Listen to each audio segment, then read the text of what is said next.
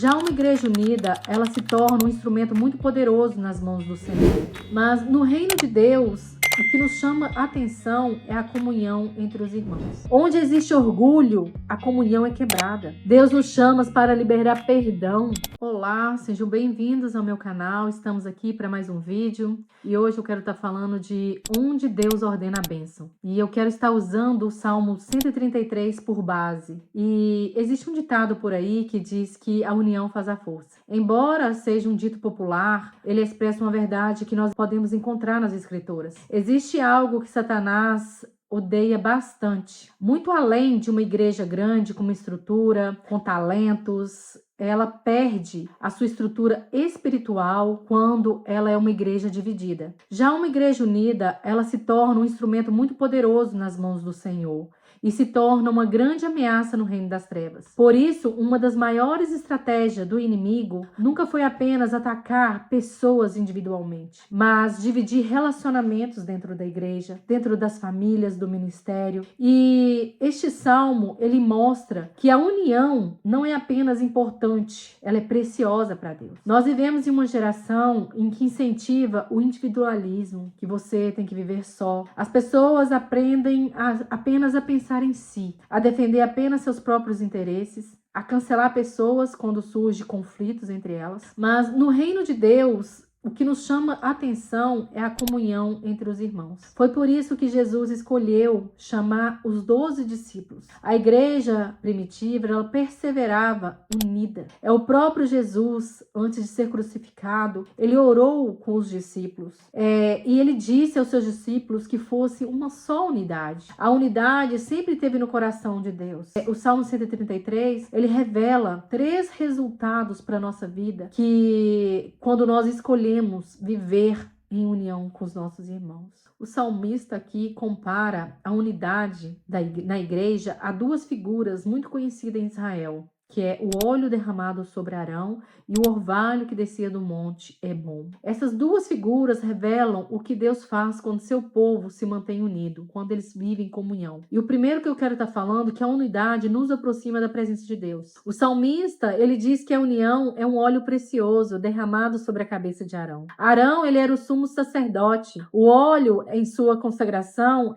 não era apenas um perfume comum, era um óleo santo, separado exclusivamente para o serviço do Senhor. Quando esse óleo era derramado sobre Arão, ele escorria pela cabeça de Arão, pela barba e alcançava todas as suas vestes. Era uma imagem de unção cobrindo completamente aquilo que havia sido separado para Deus. O salmista aqui está dizendo que a unidade é tão preciosa que aquele momento de consagração, o óleo, ele sempre descia de cima. Ele não era produzido por Arão. Isso nos ensina uma verdade. A unidade também vem de Deus. Nós podemos decidir a perdoar, nós podemos decidir a amar, decidir a servir o outro, mas quem derrama sua graça sobre nós é o Senhor. Onde existe a humildade, que Deus derrama sua presença sobre essas pessoas. Onde existe orgulho, a comunhão é quebrada. Pense em uma orquestra. Cada instrumento possui um som diferente. O violino não toca como o piano, assim como a flauta também não toca como o violino. Mas quando todos seguem o mesmo maestro, o mesmo ritmo, a música vira um encanto. Na igreja acontece o mesmo. Nós somos muito diferentes uns dos outros, mas nós seguimos um mesmo Deus, um mesmo Senhor. Não permita que pequenas ofensas destruam os grandes relacionamentos da sua vida. A unidade exige humildade. Nem sempre vencer uma discussão significa agradar a Deus. Antes de pedir mais unção, pergunte se existe alguém que você precisa perdoar, alguém que você precisa encontrar e voltar a ter comunhão com essa pessoa. Deus, ele se manifesta onde existe um coração disposto a amar uns aos outros. Mas a unidade, ela não aproxima apenas da presença de Deus. Ela também transforma os ambientes. Segundo tópico que eu quero estar falando é que a unidade, ela produz vida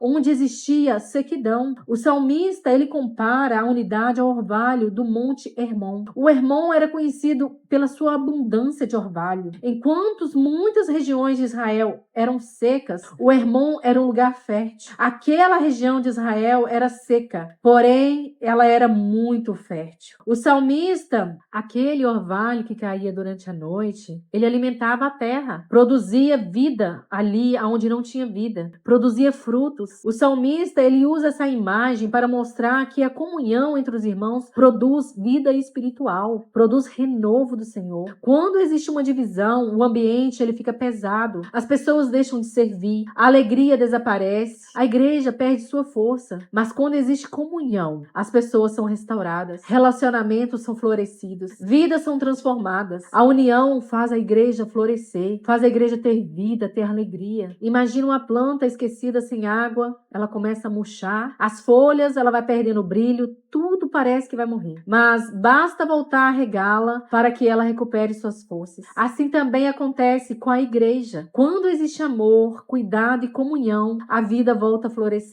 Se alguém que leva pão, que leva paz e não divisão, ore pelos irmãos antes de criticá-los. Pessoas difíceis também carregam histórias difíceis. Nós não sabemos o que aquela pessoa enfrentou na vida dela. Deus, ela quer usar você para restaurar vidas, restaurar pessoas e não afastá-las de perto de você ou da igreja. Existe uma última unidade que eu quero estar falando que talvez seja o mais extraordinário de todos, que é onde há unidade, Deus ordena a bênção. O Salmo, ele termina dizendo, porque ali o Senhor ordena a bênção e a vida para sempre. Observe que o texto nos diz que Deus apenas derrama as bênçãos. Ele diz que Deus ordena também as suas bênçãos. Quando Deus ordena, ninguém pode impedir. A bênção de Deus não está relacionada apenas à prosperidade. Ela fala da manifestação do favor de Deus sobre você. Uma igreja unida, ela experimenta a paz do Senhor. Ela experimenta crescimento, alegria e salvação. Comunhão, tudo isso faz parte da bênção do Senhor. A bênção do Senhor não é somente questão financeira, bênção de você ser rico. A bênção do Senhor está em você ter alegria, em você estar com as suas emoções curadas, com as suas emoções restauradas, em você viver bem com as pessoas, ser feliz ao lado das pessoas. Uma família, ela pode ter personalidades completamente diferentes. Mesmo assim, continua sentado na mesma mesa. O amor é maior do que qualquer diferença entre as famílias. Na igreja é assim que nós devemos agir, ter o nosso comportamento. Nós não precisamos concordar com todos e com tudo, mas nós precisamos caminhar junto porque pertencemos ao mesmo Pai. Nós adoramos ao mesmo Deus. A unidade, ela sempre será maior que nossas diferenças.